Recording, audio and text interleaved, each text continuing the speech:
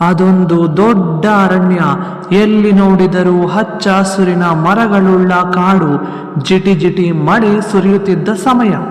ಆಗ ನದಿ ದಂಡೆಗೆ ಒಂದು ಸುಂದರವಾದ ಕೇಕಿ ಕಪ್ಪೆಯು ನೀರಿನಿಂದ ಹೊರಬಂದಿತು.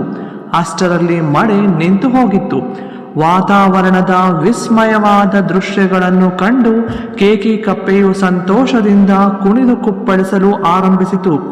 ಆಕಸ್ಮಿಕವಾಗಿ ಅದರ ಕಣ್ಣುಗಳು ಬಲೆಯೊಳಗೆ ತಲೆ ಸಿಕ್ಕಿ ಹಾಕಿಕೊಂಡು ಬಿಡಿಸಿಕೊಳ್ಳಲಾಗದೆ ಒದ್ದಾಡುತ್ತಿದ್ದ ಕರಿಕಾಳಿಂಗನ ಮೇಲೆ ಬಿತ್ತು. ಕ್ಷಣಕ್ಕೆ ಗಾಬರಿಯಾಯಿತು.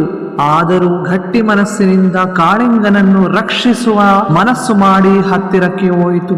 ತನ್ನ ಚೂಪಾದ ಹಲ್ಲುಗಳಿಂದ ಆ ಬಲೆಯನ್ನು ಕಟಕಟನೆ ಕಡಿದು ತುಂಡರಿಸಿತು. ಆಗ ಕಾಳಿಂಗ ಬಲೆಯಿಂದ ವಿಮುಕ್ತನಾದನು. ಸಂಕಷ್ಟದಿಂದ ಪಾರು ಮಾಡಿದ ಕೇಕಿ ಕಪ್ಪೆಯ ಮೇಲೆ ಕಾಳಿಂಗನಿಗೆ ಅಪಾರವಾದ ಕೃತಜ್ಞತೆ ಬಂದಿತು. ಕೇಕಿ ಕಪ್ಪೆಯನ್ನು ಧನ್ಯತಾ ಭಾವದಿಂದ ನೋಡಿ ಅಲ್ಲಿಂದ ಹೊರಟು ಹೋದನು. ಕೆಲವು ವಾರಗಳು ಕಳೆದವು. ಕೇಕಿ ಕಪ್ಪೆಯು ನದಿಯ ಹತ್ತಿರ ಮೋಜಿನಿಂದ ಆಟವಾಡುತ್ತಿತ್ತು. ಆಕಾಶದಲ್ಲಿ ಹಾರುತ್ತಿದ್ದ ಹದ್ದುಗಳು ಅದನ್ನು ನೋಡಿದವು.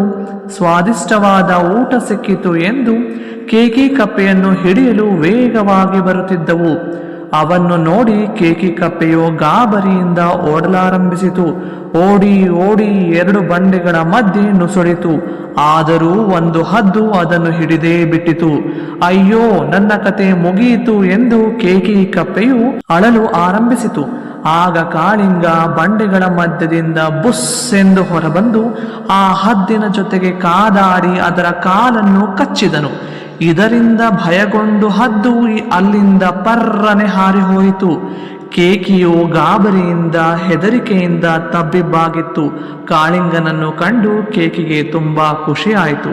ಆ ಸುಂದರ ಸೂರ್ಯಾಸ್ತದ ಸಮಯದಲ್ಲಿ ಒಬ್ಬರನ್ನೊಬ್ಬರು ನೋಡಿ ನಕ್ಕರು.